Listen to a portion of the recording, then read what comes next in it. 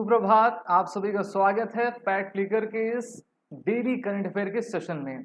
आज 3 मई 2025 की डेट है और आज हम important national as well as international current affairs के इवेंट को कवर करेंगे। तो चलिए शुरुआत करते हैं आज के सेशन की। सबसे पहले स्वामी विवेकानंद जी के एक इम्पॉर्टेंट कोट के साथ। इन्होंने कहा था कि my faith is in the younger generation, यानी कि जो मेरा विश्वास है, भरोसा है, वो आज की युवा पीढ़ी पर है। The modern generation they will work out the whole problem like lions. तो जितनी भी समस्याएं हमारे जीवन में आ रही हैं, स्पेशली जो आधुनिक काल के हमारे युवा हैं, लड़के लड़कियां, उन सभी समस्याओं का निस्तारण वो जो है एक शेर की भांति करेंगे। शेर आप सभी जानते हो बुद्धिजीवी होता है और साहसी रहा करता है। तो ये दो क्वालिटीज, ये दो गुण आपके अंदर जरूर होने चाहिए। तो इसी कथन से सीख लेते हुए हम आगे बढ़ेंगे और जानेंगे कि जो आपको पिछले सेशन में मैंने होमवर्क दिया था क्वेश्चन का, उसका आंसर क्या है।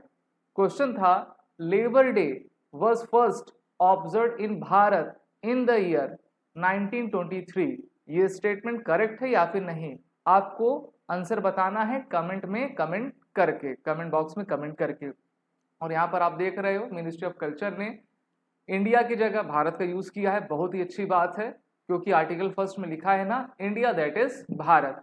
तो हमारे द्वारा भी भारत का ही नाम लिया जाए। इसका आपका जो राइट आंसर है वो है यस, क्योंकि फर्स्ट सेलिब्रेटेड इन भारत इन 1923 इन चेन्नई। उस समय इसको मद्रास के नाम से जाना जाता था। बाय द लेबर किसान पार्टी, यहाँ से भी क्वेश्चन आ सकता है कि किस पार्टी ने इसको सेलिब्रेट किया था। Of Hindustan led by comrade Singaravelu Chettiar. The red flag symbolizing labor right was used for the first time in this event. The day also coincided with the Maharashtra Day and the Gujarat Day, क्योंकि गुजरात और महाराष्ट्र नए राज्य 1 मई को बने थे और 1 मई को हर साल इंटरनेशनल लेबर डे मनाया जाता है। इसको भी मैंने आपको पढ़ाया हुआ है। इस बार इसकी थीम क्या रखी गई थी? Social justice and decent work रखी गई थी। तो ये था क्वेश्चन और उसका एक्सप्लेनेशन। अब शुरुआत करेंगे आज के सेशन की अपने पहले इवेंट के साथ, जो आपके अपॉइंटमेंट से रिलेटेड है। इंपॉर्टेंट अपॉइंटमेंट 2 मई 2025 को की गई है भारत सरकार के द्वारा। इंडियन एयरफोर्स यानी कि भारतीय वायुसेना के vice chief of air staff की नियुक्ति की गई है और भारतीय वायुसेना के उप वायुसेना प्रमुख के रूप में एयर मार्शल नर्मदेश्वर तिवारी ने अपनी अपॉइंटमेंट ले ली है। ये एयर मार्शल हैं। एयर मार्शल की जो रैंक होती है वो 3 स्टार जनरल रहा करते हैं। ये परम विशिष्ट सेवा मेडल, अति विशिष्ट सेवा मेडल, वायु मेडल इनके पास है और इन्होंने अब जो है अपनी अपॉइंटमेंट को स्वीकार कर लिया है। जैसे कि कैप्टन और आपका वाइस कैप्टन होता है, उसी प्रकार से जो चीफ होते हैं उनको असिस्ट करने के लिए वाइस चीफ बनाया जाता है। इनकी एक्सपीरियंस के बारे में बात करें तो देखिए, जून 1985 बैच के ये ऑफिसर हैं। इन्होंने अपनी स्कूलिंग RIMC राष्ट्रीय इंडियन मिलिट्री कॉलेज से किया है, जो कि उत्तराखंड की राजधानी देहरादून में है। यहाँ से भी क्वेश्चन आपके एग्जाम में बन सकता है। और RIMC के बाद ये NDA खड़गवासला में गए, जहाँ पर इन्होंने अपनी 3 इयर्स की ट्रेनिंग की। इसके बाद एयरफोर्स एकेडमी गए और इनको प्रेसिडेंट गोल्ड मेडल अवार्ड से भी ऑनर किया गया है। ये as a fighter pilot Indian air force में 7 जून 1986 कमीशन होते हैं। 3600 आवर्स का फ्लाइंग एक्सपीरियंस इनके पास है और बहुत सारे एयरक्राफ्ट को इन्होंने उड़ाया हुआ है। एयर मार्शल SP धरकर रिटायर हो चुके हैं, उनकी जगह पर ये आए हुए हैं। और भारतीय वायुसेना की बात करें तो इनके टोटल नंबर ऑफ 7 कमांड्स हैं across India, in which 5 are operational command and other 2 are maintenance and the training command. जो आपको रेड टेक्स्ट से दिख रहा है वो सभी क्या है? ऑपरेशनल कमांड है। जैसे कि वेस्टर्न एयर कमांड का हेडक्वार्टर नई दिल्ली में है, ईस्टर्न एयर कमांड का हेडक्वार्टर शिलोंग मेघालय में है, सेंट्रल एयर कमांड का हेडक्वार्टर प्रयागराज उत्तर प्रदेश में है, साउथ वेस्टर्न एयर कमांड का headquarter Gandhinagar Gujarat, southern air command Kerala Thiruvananthapuram, Bangalore में आपके बेंगलुरु में ट्रेनिंग कमांड है और नागपुर में इसकी मेंटेनेंस कमांड है। तो टोटल 7 कमांड्स में डिवाइडेड है। इंडियन एयरफोर्स की स्थापना 8 अक्टूबर 1932 को की गई थी। इसको भी आप सभी अपने नोट्स में लिख कर चलिए। नभ स्पर्शम दीप्तम touch the sky with glory is the motto of the Indian air force. और मैंने कमांड्स एंड हेडक्वार्टर से रिलेटेड वीडियो भी बनाई हुई है जो कि इसी चैनल पर है, इस नाम से और इस थंबनेल से है, तो उसको आप जरूर देखिएगा और यहाँ से आपके एग्जाम में क्वेश्चन पूछे जा सकते हैं। भारतीय वायुसेना कहती है कि people first mission always and the current air chief marshal of the Indian air force is ACM Amarpreet Singh, 4 star general हैं और अभी इनकी पिछले साल ही नियुक्ति की गई थी। तो इतनी बातें इंडियन एयरफोर्स और vice chief of the air staff से रिलेटेड मैंने आपको बता दी है। अब आगे बढ़ेंगे अपने नेक्स्ट इवेंट की तरफ which is related with the world press freedom day. तो आज का जो इम्पोर्टेंट डे है वो वर्ल्ड प्रेस फ्रीडम डे से रिलेटेड है। हर साल 3 मई को वर्ल्ड प्रेस फ्रीडम डे मनाया जाता है। भारत में ये कहा जाता है कि जो भारत के लोकतंत्र का चौथा स्तंभ है वो मीडिया है, प्रेस है, ठीक है। तो अभी एक रैंकिंग भी आई है ग्लोबल प्रेस फ्रीडम की। उन्होंने कहा है कि the rankings are made by expert after considering the number of violent incident involving journalist in each country as well as other relevant data. They assess the situation in a country of territory in 5 category. तो 5 category को देखते हुए इस report को publish किया गया है। इसमें क्या क्या है? पहला politics, law, economy, socio culture और सिक्योरिटी। तो यहाँ से भी स्टेटमेंट वाइज आपके क्वेश्चन पूछे जा सकते हैं। इसमें कहा गया है कि ये जो ग्लोबल प्रेस फ्रीडम इंडेक्स है, टोटल नंबर ऑफ 180 कंट्रीज को इसमें लिस्ट किया गया, जिसमें भारत की पोजीशन क्या रखी गई है?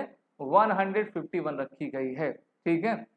और मैं आपको बता दूं, ये जितने भी यूरोपियन या फिर नॉर्थ अमेरिकन इंडेक्स होते हैं, डेटा होते हैं, वो सभी बाइस्ड होते हैं, वो हमेशा बाइस्ड होते हैं। भारत से ऊपर ये चाइना, आपके पाकिस्तान, अफगानिस्तान को रख देते हैं। लेकिन एग्जाम में इससे रिलेटेड क्वेश्चन आपको आ जाए तो जानते रहिए, बाकी ये समझिए कि these are the biased reports. इसी के साथ इस रिपोर्ट को पब्लिश किसने किया है? RWB रिपोर्टर्स विदाउट बॉर्डर्स के द्वारा किया गया है, जो कि एक नॉन प्रॉफिट ऑर्गेनाइजेशन अपने आप को बताती है और कहती है कि हम इस प्रकार के प्रेस फ्रीडम को जारी करते हैं जिससे कि सभी देशों में जहां पर प्रेस फ्रीडम की स्थिति अच्छी नहीं है वहां पर उनकी स्थिति को बेहतर किया जा सके। वर्ष 2024 में भारत की जो रैंकिंग थी वो 159 थी। तो पिछले बार की तुलना में इस बार भारत की रैंकिंग काफी सुधरी हुई है। पिछले साल 159 थी, इस बार आपकी 151 है। तो इसको भी आप देखिए। साथ ही साथ इसमें कहा गया है कि the index ranks Eritrea at the bottom most. Eritrea 180वें पायदान पर है और नॉर्वे जो नॉर्डिक कंट्रीज में आता है उसको पहली पोजीशन दे दी गई है। The countries that rank below Bharat include Bhutan, Pakistan, अब पाकिस्तान को नीचे रखा गया है, Turkey, Palestine, China, Russia, Afghanistan, Syria and the north Korea. Bharat की अगर मैं रैंकिंग आपको 2021 तक की बताऊं तो इसमें देखिए कुछ इंपॉर्टेंट डेटा दिए गए हैं, जैसे कि India rank 151 has been sliding over the past year, falling from 140 in 2019। 2019 में भारत की पोजीशन 140 थी, 2020 में इन्होंने 142 कर दी, 2021 में इन्होंने 150 की, ठीक है। 142 इन 2020 एंड 2021, फिर 2022 में 150 हुई, 2023 में इन्होंने हमको 161 पे डाल दिया था। India's neighbouring Pakistan fell to 158 from 150 in 2023 and 157 in 2022। तो आप देख सकते हैं पाकिस्तान को हमसे काफ़ी बेहतर बताया गया है, अफगानिस्तान को उन्होंने बेहतर बताया था। तो ये सभी यूरोपियन यूनियन के द्वारा, उनके जितने भी NGOs हैं उनके द्वारा ये रिपोर्ट आपकी प्रकाशित की जाती है। One party regions dictatorship feature below Bharat, जिसमें North Korea 179, China 178, Vietnam 173, Myanmar 169 है। तो ये important data global press freedom से दिया गया है। आगे इसमें कहा गया है कि अमेरिका की रैंकिंग 57 है, अमेरिका भी काफ़ी पीछे हुआ है। ट्यूनीशिया की 129 है और अर्जेंटीना की 87 पायदान है। तो इसको आपने अच्छे से देख लिया होगा, अपनी नोट्स बनाते चलिए। और ये जो सेशन है जो आप फैक्ट फ्लिकर पर डेली करंट अफेयर की क्लास देख रहे हैं, ये सभी एस्पिरेंट्स के लिए, चाहे वो SSC, bank, railway, defence, UPSC की प्रिपरेशन किया करते हैं। अब हम आगे बढ़ेंगे नेक्स्ट इवेंट की तरफ, जो कि एशियन गेम्स से रिलेटेड है। जो अगला एशियन गेम्स है वो 2026 में होने वाला है। और इम्पॉर्टेंट बात यह है कि अब इस एशियन गेम्स में क्रिकेट को रिटेन किया गया है और एक नया गेम इंक्लूड किया गया है जिसका नाम है MMA। नाम तो आपने सुना ही होगा। तो इस बार का जो 20th एडिशन का एशियन गेम्स 2026 का होगा वो जापान में आयोजित करवाया जाएगा। जापान के एची और नागोया सिटीज में करवाया जाएगा। कब करवाया जाएगा? सितंबर 19 से लेकर अक्टूबर 4 तक। और इस स्पोर्ट्स प्रोग्राम में काफी मेजर डेवलपमेंट की गई है। For the first time mix martial art MMA will be included. आप जानते हो काफी खतरनाक ये गेम होता है ना, यहाँ पर जान भी चली जाती है, हड्डियां टूट जाती हैं, एक तरीके से वायलेंट गेम आपका रहा करता है। तो ये एक कॉम्बैट स्पोर्ट्स है, इंटरनेशनल स्टेज पर इसको आपका इसमें इंक्लूड कर दिया गया है। Additionally cricket, a beloved sport in Asia, will make its 4th appearance at the games। तो चौथी बार इसको फिर से आपको शामिल किया गया है। देखेंगे क्या होता है इसमें। मेनली जो गर्ल्स होती हैं उनका ही इसमें किया जाता है, बाकी इंडियन टीम इसमें जाएगी कि नहीं जाएगी वो देखने की बात होगी। आगे इसमें कहा गया है कि ये जो डिसीजन था उसको ओलंपिक काउंसिल ऑफ एशिया के द्वारा लिया गया है। और सबसे इंपॉर्टेंट बात यह है कि जितने भी गेम्स होते हैं, चाहे एशियन गेम्स हो, ओलंपिक हो या फिर अदर हो ना, तो उनमें मैस्कॉट होता है। मैस्कॉट को हिंदी में क्या कहते हैं मैं आपको यहाँ पर लिख के दिखा देता हूँ। मैस्कॉट को हिंदी में कहा जाता है शुभंकर। शुभंकर कहा जाता है उस सिटी की जहाँ पर ये होता है उसके फ्लोरा एंड फौना को लिया जाता है, सिंबलाइज किया जाता है। तो मैं आपको इस इमेज को थोड़ा जूम करके दिखाऊंगा तो आप इसको अच्छे तरीके से देखिए। इसमें कहा गया है कि meet the tiger fish mascot of the 2026 Asian game. तो टाइगर फिश को इसको आपका मैस्कॉट ले लिया गया है। अब ये जो दो स्पोर्ट्स हैं उनकी सिग्निफिकेंस क्या रहेगी? सबसे पहला, Mixed martial art MMA will debut at 2026 Asian Games with 6 medal events. MMA is increasingly popular worldwide, particularly in Asia, and is seen as a growing segment in countries like Bharat ना। तो जिनको fighting आइटिंग का शौक रहता है वो इसमें अब जा पाएंगे। Cricket, which has been dropped from the 2018 edition, will be part of 2026 Asian Games, continuing its return since re-inclusion in 2023। अब इसके बाद अगर आप की फैक्टर्स को देखोगे तो इस बार के एशियन गेम्स आपके जापान के एची और नागोया में कंडक्ट करवाए जाएंगे। Cricket made its first appearance at the Asian Games in 2010, यानी कि 2010 में आया था और ग्वांगझू में आपका कंडक्ट किया गया था। Cricket T20 format will be played for both men and women as was the case in Hangzhou 2023। The MMA debut will feature 6 medals. ठीक है, इसमें आपके 6 मेडल्स रहेंगे। जो नेक्स्ट इवेंट है वो भारत की इकोनॉमी से और सी पोर्ट से रिलेटेड है। और भारत में अब एक नया पोर्ट बन गया है जिसका नाम है विजिंग। ठीक है, मेरे ख्याल से विजहिन जैम इसको आपका कहा जाएगा। प्राइम मिनिस्टर नरेंद्र मोदी कल ही यानी कि 2 मई को कुछ केरल आपके गए हुए थे और केरल में उन्होंने विजिन जैम इंटरनेशनल सी पोर्ट का आपका इनॉग्रेशन करवाया और ये भारत के मैरीटाइम इकोनॉमी को काफी बढ़ावा देगा। Prime Minister Modi started the visit reviewing the operation, especially the Mediterranean Shipping Company। अगर आप शिपिंग में सबसे बड़ी कंपनी देखोगे ये तो MSC है। MSC की जो शिप्स होती हैं बहुत ही भारी होती हैं, बहुत ही बड़ी होती हैं और हजारों टन का ये लोड लेके पूरे समुद्र में चला करती हैं। सबसे ज़्यादा शिप्स इन्हीं के होते हैं। Mothership dock at the port, India's first dedicated transshipment port. तो भारत का पहला डेडिकेटेड ट्रांसशिपमेंट पोर्ट आपका ये विजिन जैम इंटरनेशनल पोर्ट है। And also the first semi automated port located 20 kilometre from the Thiruvananthapuram. तो तिरुवनंतपुरम से सिर्फ 20 किलोमीटर की दूरी पर है। Situated around 10 nautical miles from the international shipping route, Vizhinjam port has the capacity handle cargo vessels and a full capacity will be able to manage over 5 million 20 foot equivalent units. तो भारत के ऐसे राज्य जो समुद्रवर्ती तटीय इलाकों पर रहते हैं उनका मेन जो व्यापार रहता है वो फिशरीज पर रहता है और आपके मरीन रूट पोर्ट इकोनॉमी पर बेस्ड रहता है। और इससे केरल में नए जॉब्स क्रिएट होंगे। इस पोर्ट को डेवलप किया गया है Adani ports and special economic zone limited के द्वारा इन conjunction with Kerala government and the union government. The first phase of the project was completed at a cost of 8867 crore rupees. तो लगभग आप मान ही लीजिए 9000 करोड़ रुपए आपका टच कर रहा है। तो उसमें इस पहले फेज को बनाया गया है।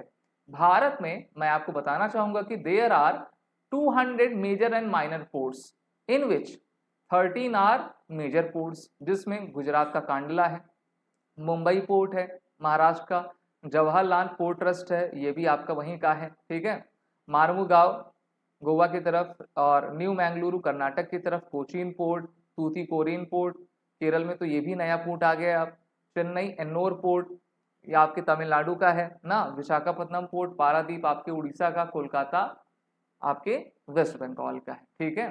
तो इन पोर्ट्स की लोकेशंस और उनके नाम आपको जरूर पता होने चाहिए। नेक्स्ट इवेंट की तरफ चलेंगे और ये इवेंट जो मेनली रिलेटेड है वो उन एस्पिरेंट्स के लिए जो यूपीएससी की प्रिपरेशन कर रहे हैं। रेयर अर्थ एलिमेंट्स, अभी की फाइंडिंग्स बताई गई है कि भारत का शेयर और चाइना का शेयर, अमेरिका का शेयर क्या है रेयर अर्थ मिनरल में। शॉर्ट फॉर्म में आप इसको REE कह सकते हैं।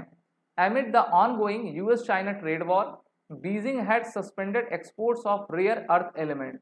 तो चाइना में सबसे अधिक क्रिटिकल टेक्नोलॉजीज के लिए रेयर अर्थ मिनरल पाए जाते हैं और उन पर प्रोडक्शन होता है, और जिसको अब चाइना ने रोक दिया है। इन एलिमेंट का इस्तेमाल क्रिटिकल टेक्नोलॉजीज जिसमें smartphone, semiconductor, fabrication, defence equipment होते हैं उनके लिए यूज किया जाता है। अब क्वेश्चन ये आता है कि what are rare earth elements, ये होते क्या है। रेयर, ये रेयर हैं, जल्दी मिलते नहीं, ऑफनली नहीं मिलते हैं, रेयर मिलते हैं। और आप जानते हो ऐसे तत्व, ऐसे एलिमेंट्स जो कि कम हैं उनकी उपयोगिता ज़्यादा है, तो उनकी कॉस्ट और डिमांड भी हमेशा ज़्यादा ही रहा करती है। So the rare earth elements defined by the international union of pure and applied chemistry in 2005। तो इनमें टोटल ग्रुप ऑफ 17 एलिमेंट्स आपके लिए गए हैं और ये सिमिलर प्रॉपर्टीज को शेयर आपका किया करते हैं। इनमें हाई डेंसिटी और हाई कंडक्टिविटी होती है, इस कारण से ये इलेक्ट्रिकल इक्विपमेंट में ज़्यादा इस्तेमाल किए जाते हैं।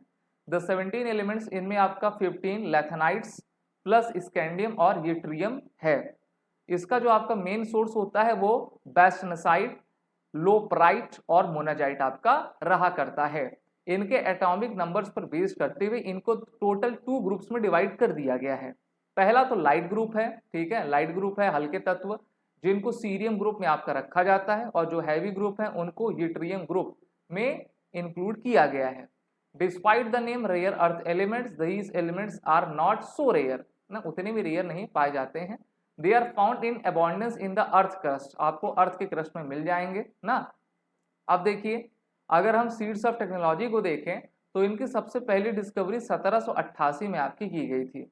इसके बाद इनका एक्सट्रैक्शन किया जाने लगा। इनमें 99% थोरियम ऑक्साइड होता है और 1% सीरम ऑक्साइड आपका रहा करता है। The first successful technical use was in sunglasses, new fan for a very long time. These elements have also been used in scientific research to study geological origin and formation of rock। अब देखिए इसमें कहा गया है कि China के पास सबसे ज्यादा इस प्रकार के रेयर अर्थ मिनरल हैं। देखिए इसमें लिखा है कि China has the largest share of world reserve of REE, 44 million metric ton है, ठीक है, और ये 2,70,000 मीट्रिक टन का एनुअली प्रोडक्शन भी किया करते हैं। इसके बाद आपका अमेरिका का नंबर आया करता है। चाइना के पास जो रेयर अर्थ एलिमेंट्स हैं वो इनर मंगोलिया की तरफ पाए जाते हैं, जहां पर गोबी डेजर्ट आपका पाया जाता है। अब यहाँ पर भारत क्या कहाँ पे स्टैंड करता है, तो भारत तीसरे नंबर पे आता है। Estimated 6.9 million metric tons largely in the state of Andhra, Karnataka, Orissa and Kerala, ठीक है। यहाँ पर आपका मोनेजाइट पाए जाते हैं। थोरियम भारत में सबसे अधिक आपका पाया जाता है, जिससे कि आप न्यूक्लियर इलेक्ट्रिसिटी भी जनरेट कर पाएंगे, ठीक है। As of March 2021, estimated monazite resources in Bharat stand 12.73 million tons according to the Indian Mineral Yearbook, with Andhra having the highest score 3.78 millions, followed by the other coastal states like Tamil Nadu, Odisha and the Kerala। तो इसको आपने जान लिया। अब मैं आपको नीति आयोग की तरफ ले जाना चाहूंगा। नीति आयोग का फुल फॉर्म क्या होता है, आप सभी कमेंट बॉक्स में कमेंट करके जरूर बताइए और इस सेशन को अपने तरफ से लाइक और शेयर जरूर करते जाइए। तो देखिए, गेम एंड नीति आयोग ज्वाइंस हैंड। अब आपको ये गेम क्या होता है, तो game stand for global alliance for mass entrepreneurship and Niti आयोग national institution for transforming India announce a strategic partnership. और ये स्ट्रेटेजिक पार्टनरशिप किसके लिए रहेगी, जिससे कि भारत में वाइब्रेंट एंटरप्रेन्योरशिप इकोसिस्टम को हम जो है फॉस्टर कर सकें और यहाँ पर भारत के मल्टीपल स्टेट्स में डायरेक्ट और इनडायरेक्ट जॉब्स को क्रिएट कर पाएं।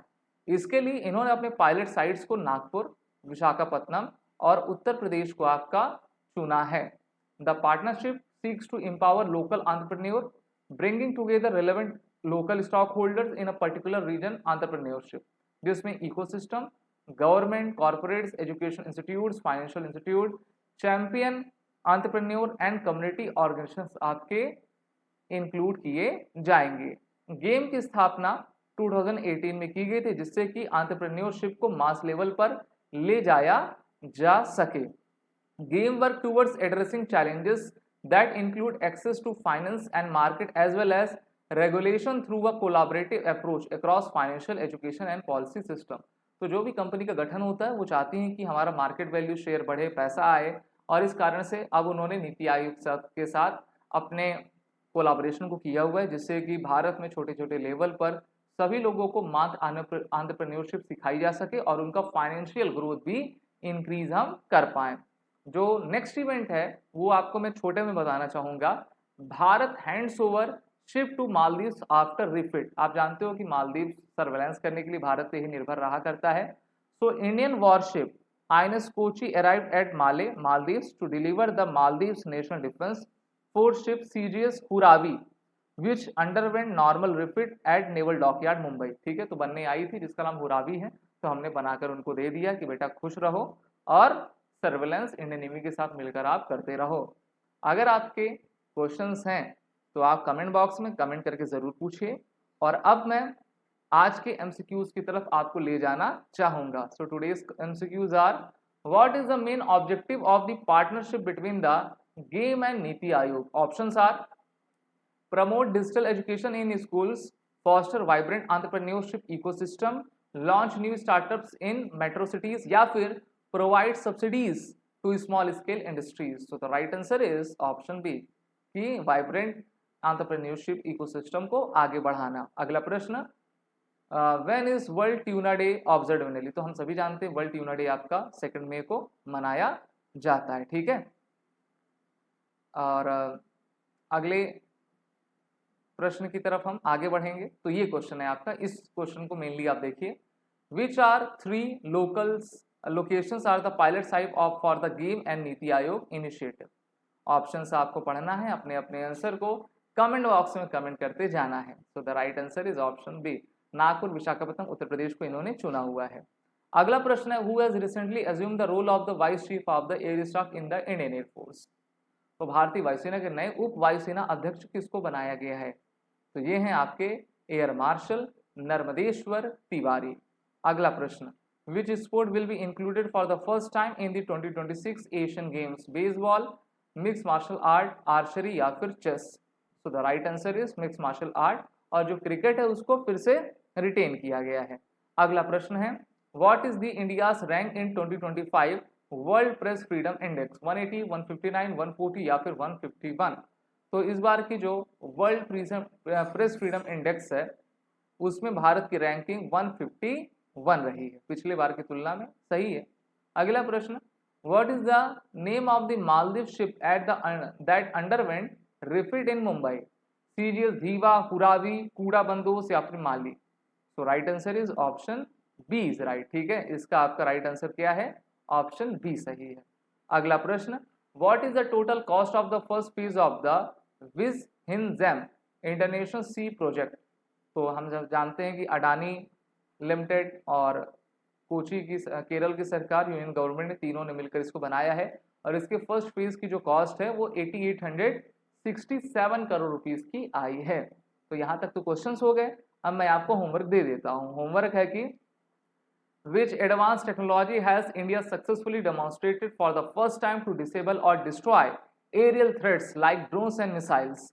Options are hypersonic missile, quantum radar system, laser DEW या फिर एंटी सैटेलाइट मिसाइल्स। इसका आंसर आपको देना है कमेंट बॉक्स में, और हमारे इस चैनल को अपने तरफ से सब्सक्राइब जरूर कर दें, लाइक और शेयर करते जाइए। जय हिंद।